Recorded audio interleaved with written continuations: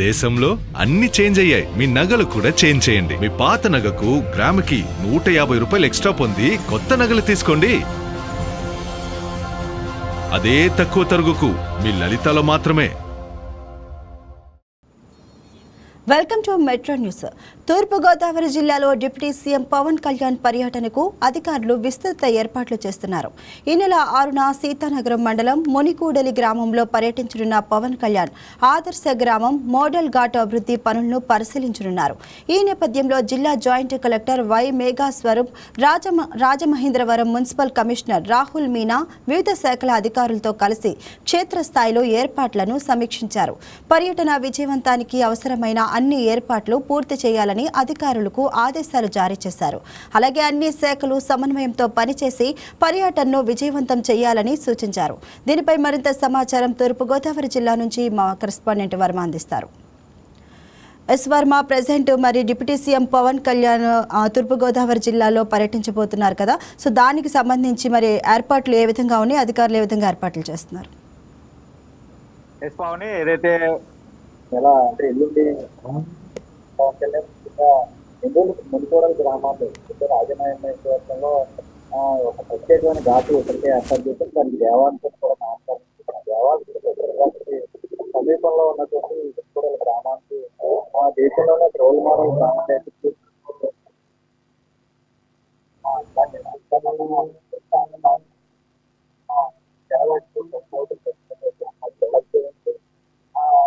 రాబోయే పుస్తకాలకు సంబంధించి జాతీయ విస్తరణకు సంబంధించి స్థాయిలో సమీక్ష నిర్వహించేందుకు పవన్ కళ్యాణ్ అయితే 6వ తేదీ అయితే ప్రాంతానికి వచ్చిన తర్వాత గ్రామం అవగానే ఆర్టీ సంబంధించి అక్కడే పూర్తిగా కూడా బస్సు నిర్మాణానికి సంబంధించి నమూనాను కూడా పరిశీలిస్తారు. ఆ తర్వాత విద్యుత్ దీపాలంకరణకు సంబంధించి స్థాయిలో అధికారులు ఎందుకంటే మునికోడల ఘాటికి సంబంధించవచ్చు, అలాగే గ్రామంలో కూడా తులసి రోడ్ల నిర్మాణం, అలాగే విద్యుత్ దీపాలంకరణ సంబంధించి ఒక ప్రణాళిక ఇప్పటికే రూపొందించారు. ఆ ప్రణాళిక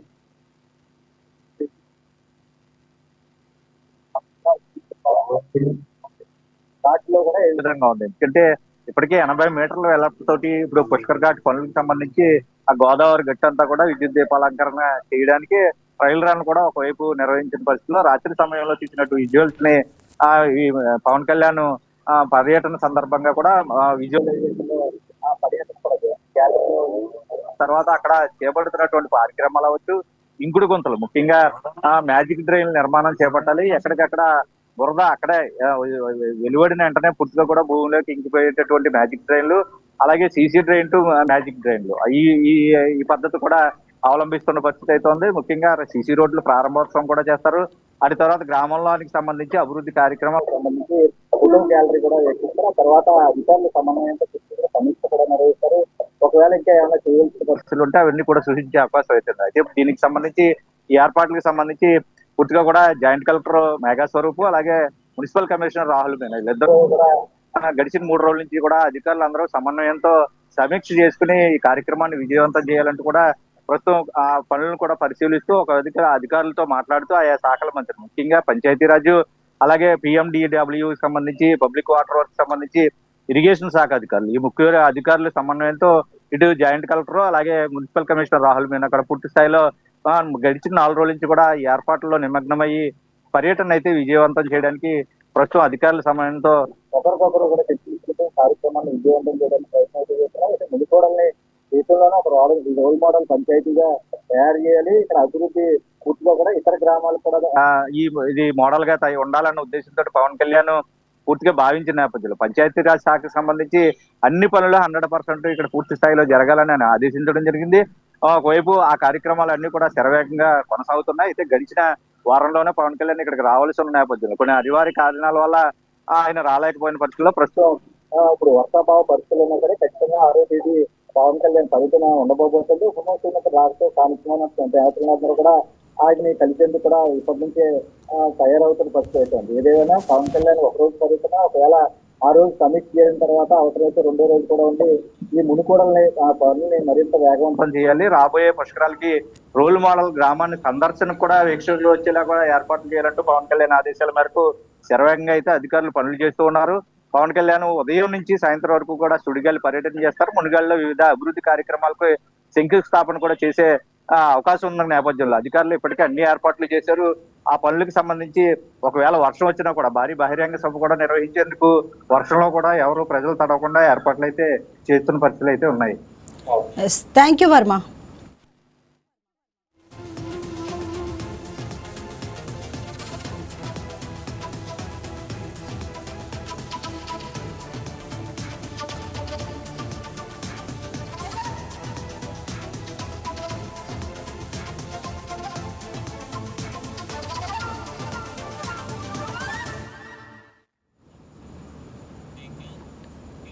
రాష్ట్రాన్ని అంతర్జాతీయ పర్యాటక వ్యాపార కేంద్రంగా తీర్చిదిద్దే లక్ష్యంతో కూటమి ప్రభుత్వం అడుగులు వేస్తుంది.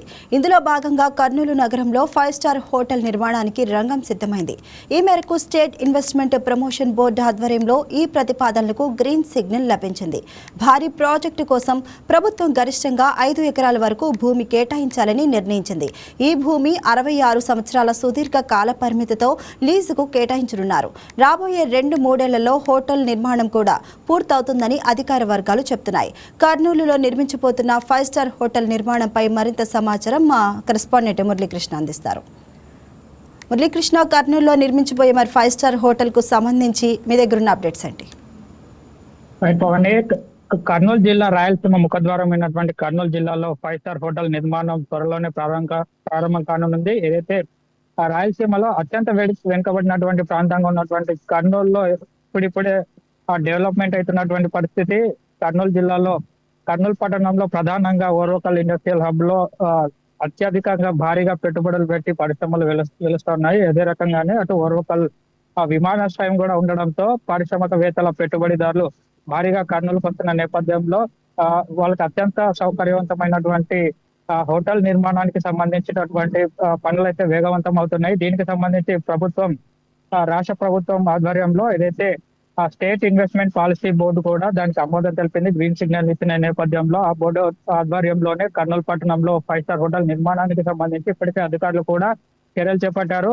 ఈ హోటల్ నిర్మాణానికి సంబంధించి ఓరోకల్లు అదేవిధంగా ఆ ఇండస్ట్రియల్ హబ్ కు మధ్యలో జగన్నాథ గట్టు సమీపంలో ఈ 5 స్టార్ హోటల్ నిర్మించాలి. లేదంటే ఇటు హైదరాబాద్ అటు ఓరోకల్ మధ్యలో ఏదైనా ఒక సెంటర్ పాయింట్ చూసి ఈ 5 స్టార్ హోటల్ నిర్మిస్తే కనుక భారీగా ఏదైతే పెట్టుబడి పెట్టేందుకు వచ్చేటటువంటి పారిశ్రామికవేత్తలతో పాటు అటు ఆ ఎయిర్పోర్ట్ కి సంబంధించినటువంటి ఎయిర్పోర్ట్ నుంచి వచ్చేటటువంటి వారికి కూడా ఈ సౌకర్యవంతంగా అన్ని సౌకర్యాలతో ఈ 5 స్టార్ హోటల్ నిర్మాణం చేపట్టేందుకు కూడా చర్యలు చేపడుతున్నారు. దీనికి సంబంధించి ఇప్పుడే గ్రీన్ సిగ్నల్ ఇచ్చినటువంటి రాష్ట్ర ప్రభుత్వం అధికారులకు కూడా ఆదేశించింది.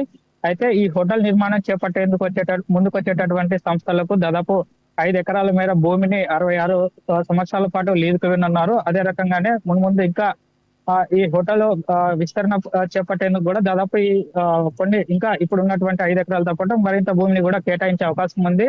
అయితే ఈ 66 ఏళ్ల గడువుతో పాటు మరింత అవసరమైతే 33 ఏళ్ళు మొత్తం మీద 99 ఏళ్ల పాటు ఈ భూమిని ఆ సంస్థ ఏదైతే 5 స్టార్ హోటల్ నిర్మాణం చేపట్టేటువంటి సంస్థకు లీజుకు ఇవ్వనున్నారు ప్రభుత్వం.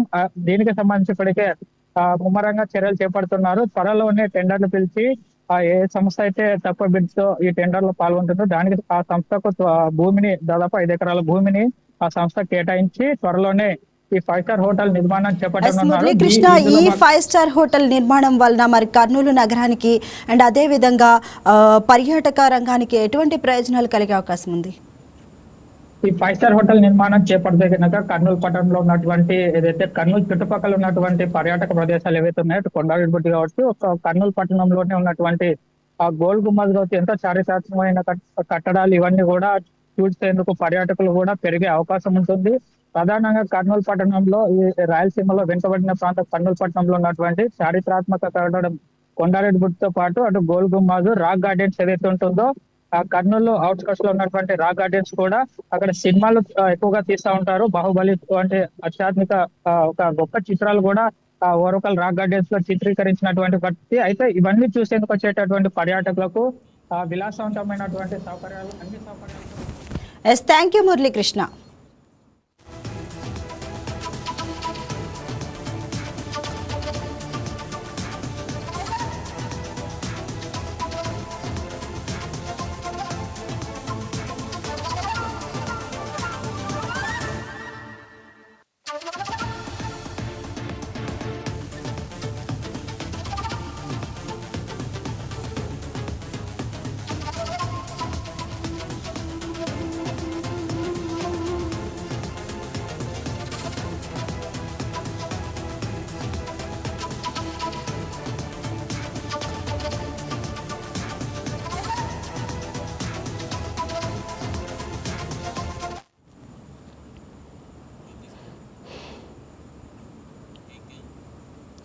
విశాఖపట్నం ఐటీ రంగం మరో కీలక ముందడుగు వేసింది.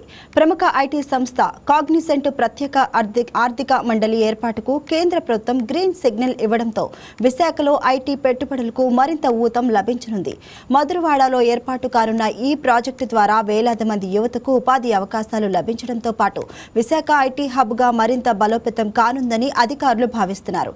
రాష్ట్రంలో ఐటీ రంగ విస్తరణకు ఈ ప్రాజెక్టు కీలక మైలురాయిగా నిలవడంగా స్థానిక ఆర్థిక అభివృద్ధికి కూడా ఇది దోహదపడనుంది. దీనిపై మరింత సమాచారం మా విశాఖపట్నం జిల్లా కరెస్పాండెంట్ దుర్గా ప్రసాద్ అందిస్తారు.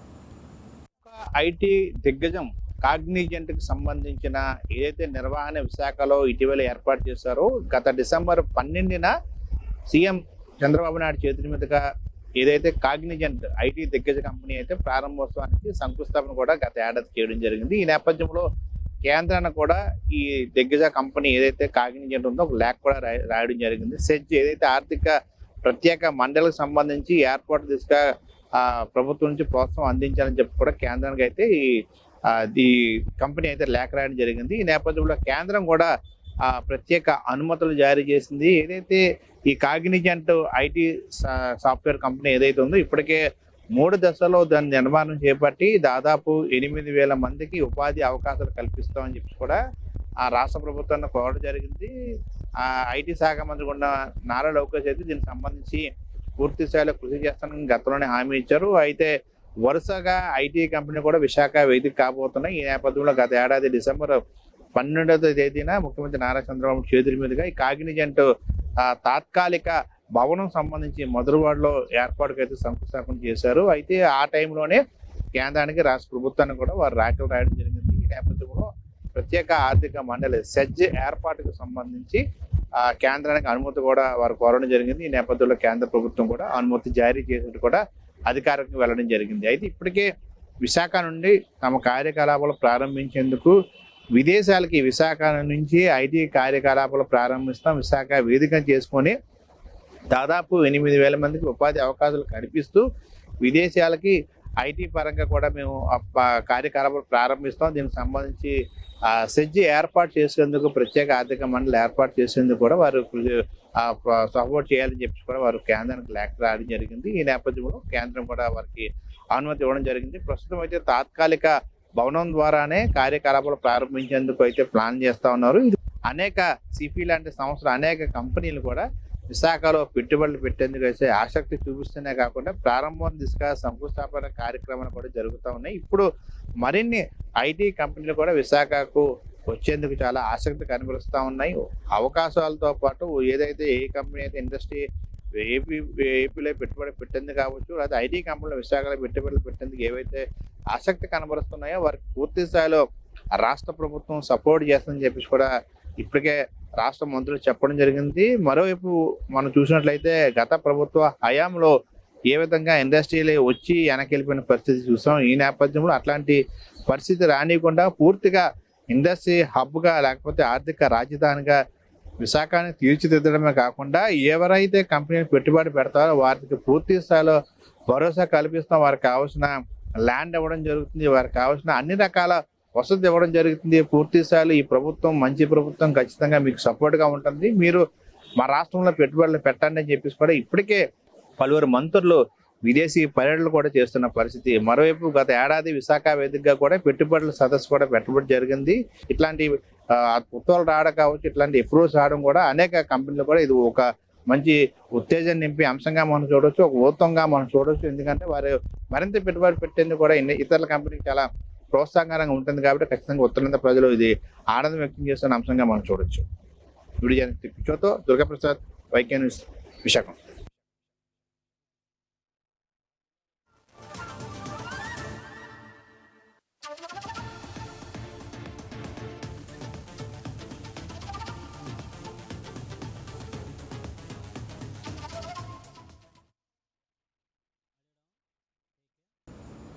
వర్షాకాలం ప్రారంభం కావడంతో సీజనల్ వ్యాధులు, అత్యవసర ఆరోగ్య సమస్యలపై 108 అంబులెన్స్ సేవలు అప్రమత్తమయ్యాయి. జ్వరాలు, డెంగ్యూ, వైరల్ ఇన్ఫెక్షన్లు, పాము కాట్లు, విద్యుత్ ప్రమాదాలు, నీటిలో మునిగే ఘటనలు వంటి అత్యవసర పరిస్థితులకు వేగంగా స్పందించేలా రాష్ట్ర వ్యాప్తంగా అన్ని 108 అంబులెన్స్లను పూర్తి స్థాయిలో సిద్ధం చేశారు. ప్రతి అంబులెన్స్లో అవసరమైన అత్యవసర మందులు, ఆక్సిజన్ సిలిండర్లు, ప్రాణరక్షక పరికరాలు అందుబాటులో ఉంచడంతో పాటు గోల్డెన్ అవర్లో బాధితులకు తక్షణ చికిత్స అందించే సమీప ఆసుపత్రులకు తరలించేలా ఈఎన్టీలు, పైలట్లకు ప్రత్యేక మార్గదర్శకాలు జారీ చేశారు. వర్షాకాలంలో ప్రజలు ఆరోగ్యపరంగా అప్రమత్తంగా ఉండాలని, అత్యవసర పరిస్థితుల్లో ఆలస్యం చేయకుండా వెంటనే 108 సేవలను వినియోగించాలని అధికారులు సూచిస్తున్నారు. ఈ అంశంపై మరింత సమాచారం విజయవాడ బ్యూరో నుంచి మా కరెస్పాండెంట్ హారిక అందిస్తారు. అంటే వైరల్ ఇన్ఫెక్షన్స్, ఫ్లూస్, ఫీవర్స్ ఇలాంటివి పెరిగే అవకాశం కూడా ఉండబోతోంది. దీనికి సంబంధించి వైద్య ఆరోగ్య శాఖ హెచ్చరికలు జారీ చేయడం జరుగుతుంది. ప్రతి ఆరోగ్య శాఖకు సంబంధించి అంబులెన్స్లే కానీ, డాక్టర్స్ పనితీరే కానీ ఇంకా మెరుగుపరిచేలాగా పనిచేయాలని, ప్రతి ఒక్కరికి ఇమ్మీడియట్గా వైద్యం అందేలాగా ఉండాలని కూడా చెప్పడం జరిగింది. ఎందుకంటే ఈ వర్షాకాలంలో లోతట్టు ప్రాంతవాసులు, అలాగే ఈ టైంలో విషకీటకాలు, పాములు, తేళ్లు నివాసిత ప్రాంతాల్లోకి వచ్చే అవకాశం కూడా ఉండబోతుంది. కాబట్టి ప్రతి ఒక్కరు అప్రమత్తంగా ఉండాలని, గోల్డెన్ అవర్ లోపు ఈ హాస్పిటల్కి తీసుకొచ్చే వాళ్ళకి ఇమీడియట్గా వైద్యం అందించే విధంగా అంబులెన్స్ పనితీరు, అలాగే వైద్యానికి సంబంధించి ప్రతి ఒక్కరు పనిచేయాలని అయితే కొన్ని ఆదేశాలు జారీ చేయడం జరిగింది. అలాగే ప్రజలకు కూడా శుద్ధి చేసిన నీరే తాగాలని, అలాగే దోమలు నివాసితం లేకుండా ఎక్కడ నీళ్లు స్టోరేజ్ లేకుండా చూసుకోవాలని కూడా చెప్పడం జరుగుతుంది.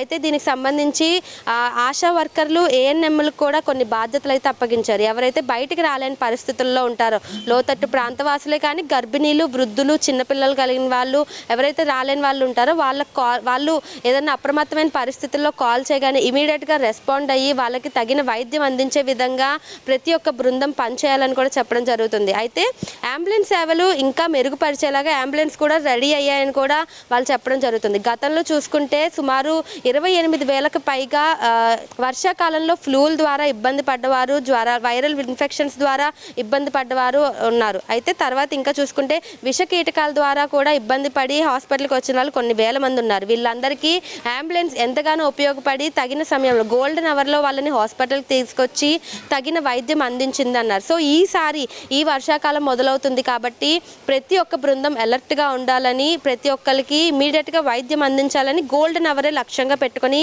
పనిచేయాలని చెప్పడం జరుగుతుంది. ఓన్లీ వైద్య రంగమే కాకుండా ప్రతి ఒక్క రంగం కూడా ఈ వర్షాకాలానికి సిద్ధం కావాలని అయితే ప్రభుత్వం ఆదేశాలు జారీ చేసింది. ఈ వర్షాకాలంలో విద్యుత్ వైర్లు తెగిపడే అవకాశం ఉండే అవకాశం ఉంటుంది కాబట్టి అవన్నీ ముందుగా జాగ్రత్త చర్యలు తీసుకోవాలని, అలాగే లోతట్టు ప్రాంతవాసులు ఎవరైతే ఉన్నారో వాళ్ళందరినీ ముందుగా ఒకవేళ వర్షాలకి ఇబ్బంది పడే ఛాన్స్ ఉంటే వాళ్ళని ముందుగా సురక్షితమైన ప్రాంతాలకు తీసుకెళ్లాలని చెప్పడం జరుగుతుంది. అలాగే హోర్డింగ్స్ దగ్గర, అలాగే పిడుగుపడే ప్రాంతాల దగ్గర ఎక్కువసేపు ఉండొద్దని, అనవసరంగా బయట తిరగొద్దని కూడా ప్రభుత్వం ప్రజలకి హెచ్చరికలు జారీ చేయడం జరుగుతుంది. దీనికి సంబంధించిన జాగ్రత్తలు కూడా, వర్షాకాలం అంటే ఎక్కువ ఫ్లూస్, దోమలు ఎక్కువ వ్యాప్తి చెందే అవకాశం ఉండబోతుంది కాబట్టి జాగ్రత్తలు పాటించాలని, వ్యక్తిగత జాగ్రత్తలే ప్రభుత్వం ఎంత చెప్పినా కూడా వ్యక్తిగతంగా పరిశుభ్రత లేకపోతే అంతా చెప్పినా వేస్ట్ అని కూడా ప్రభుత్వం చెప్పడం జరుగుతుంది. సో ప్రజలందరూ వ్యక్తిగతంగా పరిశుభ్రత పాటిస్తే ఇలాంటి ఫ్లూస్ అన్ని అరికట్టే ఛాన్సెస్ కూడా ఉండబోతున్నాయని తెలుస్తుంది. సో దీనికి సంబంధించి వైద్యానికి సంబంధించి ప్రతి ఒక్కళ్ళు అలర్ట్గా ఉండాలని, అలాగే రాష్ట్ర విపత్తుల శాఖ కూడా ఎక్కడెక్కడైతే ఈ రెడ్ జోన్లు ఉన్నాయో అవన్నీ ముందుగా చెప్పడం జరుగుతుంది. ఎప్పుడెప్పుడు వర్షాలు పడతాయో దీనికి సంబంధించిన ప్రణాళికలు కూడా ముందుగా సిద్ధం చేసుకోవాలని కూడా ప్రభుత్వం ప్రతి ఒక్క రంగానికి ఆదేశాలు జారీ చేయడం జరిగింది. వీడియో జర్నలిస్ట్ విశ్వాతో హారిక, వైకే న్యూస్, విజయవాడ. వేగంగా అభివృద్ధి చెందుతున్న తిరుపతి నగరంలో ప్రజలకు ఆహ్లాదాన్ని పంచాల్సిన వినాయక సాగర్ నిర్లక్ష్యానికి గురవుతుందన్న విమర్శలు వినిపిస్తున్నాయి. 3 సంవత్సరాల కాలానికి 1.50 కోట్లతో నిర్వహణ టెండర్ కేటాయించినప్పటికీ అక్కడ కనీస సౌకర్యాలు లేక సందర్శకులు తీవ్ర అసౌకర్యాలు ఎదుర్కొంటున్నారు. తాగునీరు, మరుగుదొడ్లు, పార్కింగ్, పరిశుభ్రత, భద్రత వంటి ప్రాథమిక వసతుల కొరతపై ప్రజలు ఆగ్రహం వ్యక్తం చేస్తున్నారు. నగర ప్రతిష్టకు ప్రతీకగా ఉండాల్సిన వినాయక సాగర్ నిర్వహణపై ఇప్పుడు అనేక ప్రశ్నలు తలెత్తుతున్నాయి. దీనిపై మరింత సమాచారం మా తిరుపతి జిల్లా కరెస్పాండెంట్ సెల్వం అందిస్తారు. వేగంగా విస్తరిస్తున్నటువంటి నగరాల్లో ప్రధాన నగరం తిరుపతి. ప్రస్తుతం తిరుపతి నగరంలో కూడా సుమారు 4.5 లక్షలకు పైగా కూడా జనాభా ఉన్నటువంటి పరిస్థితి. అయితే నిత్యం తమ కార్యకలాపాల్లో కూడా నిమగ్నమైనటువంటి నగరవాసులు తమ ఆరోగ్యాన్ని కాపాడుకునే దిశగా కూడా అడుగులేస్తూ ఉంటారు. అందుకు సంబంధించి కూడా ప్రధానంగా తిరుపతిలోని కొన్ని ప్రాంతాల నుంచి అక్కడ చిన్నపాటి వ్యాయామాలు నిర్వహించి వాకింగ్ కూడా చేస్తూ ఉంటారు. దీంట్లో ప్రధానంగా ఇటు ఏదైతే కూడా తిరుపతి టీటీడీ ఏడి బిల్డింగ్ కావచ్చు, అదేవిధంగా నగరపాలక సంస్థ ఆధ్వర్యంలో నడుస్తున్నటువంటి ప్రకాశం పార్కు కావచ్చు, అదేవిధంగా మరొకటి ఏదైతే వినాయక సాగర్ ఉందో ఆ వినాయక సాగర్లో కూడా ఇటు నిత్యం కూడా వాకింగ్ నిర్వహించిన అనంతరం చిన్నపాటి వ్యాయామాలు చేసుకొని కూడా ఇటు తిరుగు ప్రయాణం అవుతూ ఉంటారు ఇక్కడి నగరవాసులు. దీంతో పాటు ఏదైతే కూడా ఇక్కడ ఉన్నటువంటి అందాలని కూడా చూసేందుకు సాయంత్రం వేళల్లో కూడా పెద్ద ఎత్తున ఇక్కడికి నగరవాసులు కూడా చేరుకుంటూ ఉంటారు.